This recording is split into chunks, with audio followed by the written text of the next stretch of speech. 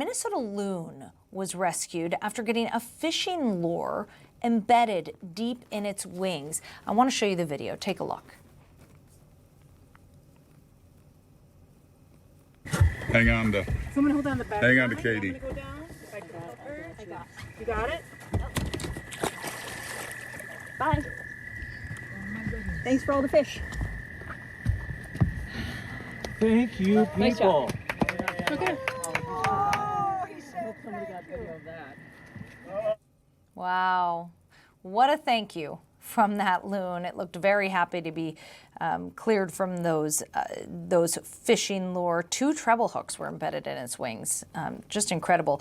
The rescue team there says that its biggest goal wasn't just helping the bird, it was keeping the loon family together as there was a mate and a young chick also nearby.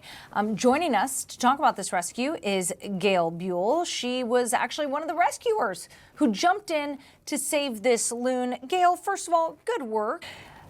So tell me, you guys got word of this loon. How did you find out that the loon was in trouble in the first place? Did someone call it in? Yeah, so the wildlife rescue team, which is underneath Wildlife Rehabilitation and Release. It's a state organization for wildlife rehabilitators, and we have a rescue team. And we also work with the Minnesota Loon Rescue, and they often will call me in particular to, hey, can you assess this situation? Is this loon really in need of rescue? And then I talk to what we call the finder, the person who sees it and says, I think that there's something wrong. So then we look at videos and pictures and things like that to get a really good idea if this animal needs assistance. This particular animal did. We knew that there was a treble hook actually hooked in the corner of his mouth and had been that way for a little bit, at least a few days to a little bit more than a week. And every time he came up from a dive, he would be flipping his head back and forth, obviously to try to dislodge it. And eventually what happened, and it happened right before we arrived on scene, he flipped the hook and it ended up embedding in his right wing as well. So it was his mouth and his right wing.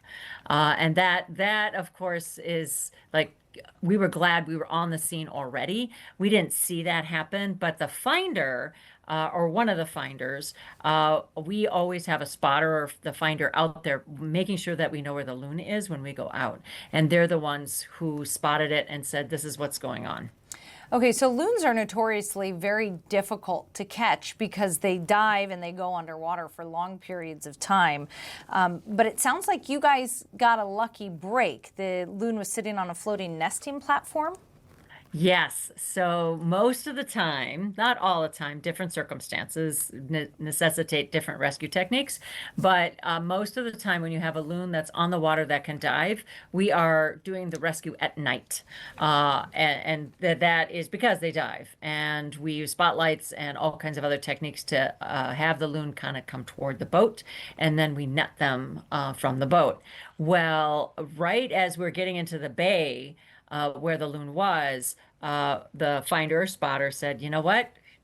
This animal went up on the nesting platform, and that's where he is right now. And we're like, okay, plan A. Plan A, it's still light out. We're going to try to approach really slowly. They were very tolerant of people or boats, I should say. And let's go up close. Let's see if we can't trap them on the nesting platform. If we can, yay. If we can't, then we're going to go to plan B. Plan B was the second boat to try to net the bird. If that didn't work, then we were going to get ready for a night rescue. But we didn't have to because plan A worked just fine. We were able to, I was in the first boat. We were able to trap the bird on the nesting platform. And then it took 2 of us to get him into our boat. And then luckily, the spotter was on a pontoon. And we knew it was going to take several hands to get this off correctly, these hooks. So we were able to go to the pontoon, bring the bird onto the pontoon. And then we were able to work with the bird and cut all those hooks and cut the barbs off the hook so we could remove the entire thing. Now, is this a common occurrence where loons can get tied up in fishing gear? And is there any advice that you give to anglers as they hit the water this summer? Yeah, so we put a lot of obstacles in front of wildlife. just in a normal course of business, right? And one of them happens for loons. One of them happens to be sinkers and jigs, and like this treble hook situation here. But we also do other things. Sometimes there's fishing line associated with the jig or the lure, which can be devastating to a loon and can kill them. They sometimes will catch a fish that has actually got a hook in it, and then they get the hook in it in their body. So that's another thing. Also, they will dive down and pick up pieces of grit at the bottom of the lake to help them grind up the fish. Well, in the 1930s and 40s, a lot of the lakes that we have here, waterfowl hunters were using lead. Of course they were. And some of those pellets would not hit the target bird, and end up at the bottom of the lake. And now these birds will get lead poisoning. And they also pick it up from sinkers. We use a lot of lead in our fishing tackle. So one of the things that we suggest to people, there is non-lead tackle out there, is to really try to switch out your tackle for non-lead. That's the first thing. The second thing is, if you are casting, and this has happened twice now in the past 3 weeks that we got reports of loons like this.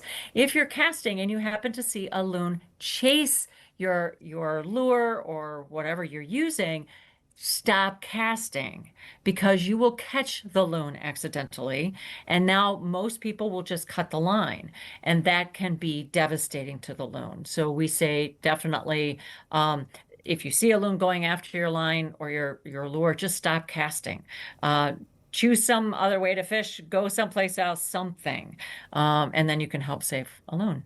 So did you have to take the loon back to perform an exam, or were you able to just release it right there, see that it was okay and let it go? Right. We like to try to evaluate it right on the spot. I'm a master wildlife rehabilitator in the state, and I've handled a lot of loons and kind of been trained on what to do and what to look for. In this particular instance, we actually had a wildlife veterinarian with us. And between her and I, we had people holding the loon so we could keep the loon safe and quiet. But between her and I, we were able to take pliers, almost like bolt cutters, to get through those treble hooks. And once we got the hooks out, then it's where are the wounds? What do we need to do there? And make sure everything is working properly. And if it was, and in this case it was, and we cleaned out anything like in the mouth, there was a little extra thing we had to just clean out.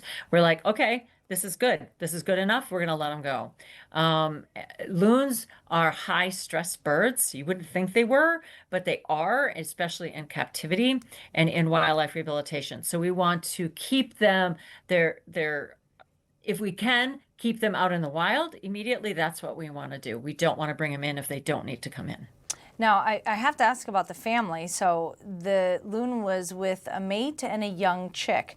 Were they nearby? I mean, they probably didn't want to leave the loon's side, and were they in distress watching the loon deal with this? They were a little bit in distress. So the female loon, this was the male. The male has a slightly different calls than the female, and this was slightly bigger than the female. The female and the chick stayed around. They stayed very close, and every once in a while, the male couldn't call because we were holding him and doing it, and we had a fool with his mouth because of the hook, so he really couldn't call, and he was more concerned about, oh my gosh, I'm trying to get away. But the female and the chick, the female was calling. And the thing, when you showed the video earlier, if you play it with the sound, you can hear the male art, the bird that we took the hooks out of, he starts calling to the female, and the female starts calling right back. And those are contact calls. And he spent 20, 30 minutes preening and looking for fish and doing little dives and things like that. He just felt so much better after those hooks were out. And I got a report today, actually, in preparation for this interview, that loon is doing really, really well. People love their loons, and there's loon watchers on almost every lake in Minnesota. I think we still need more, but they keep track of their loons. And so they know that, and loons are very territorial, so they know which loons are which, and our male is doing really, really well. Well, that is wonderful news. You could tell that he was extremely grateful when you saw him, flapping his wings. He was extremely grateful for the help that you provided. So Gail Buhl, one of the rescuers that rescued this loon that had a fishing lure and treble hooks embedded in its mouth, its beak and its wings. Just incredible. Gail, thank you so much for what you do as a wildlife rescuer, and thank you for joining us here today. You're so welcome.